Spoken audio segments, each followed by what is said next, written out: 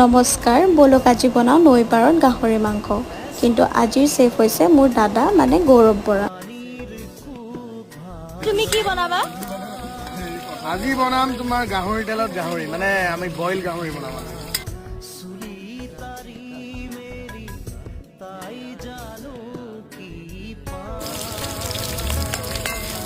এইটো অলপমান তেল দি ললো গাহৰি, মেইন বস্তুটো দিম। পিছটো পেলাই দিলা? আৰে অগ্নিয়ে এক পিছ লয়ে।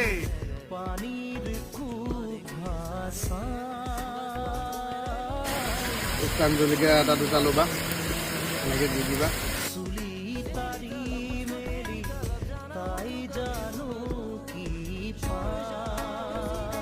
গোটেইটো বইলে হয়, অলপমান তিতা লাল ঢালি দিলে কালাৰটো ধুনীয়া হয়।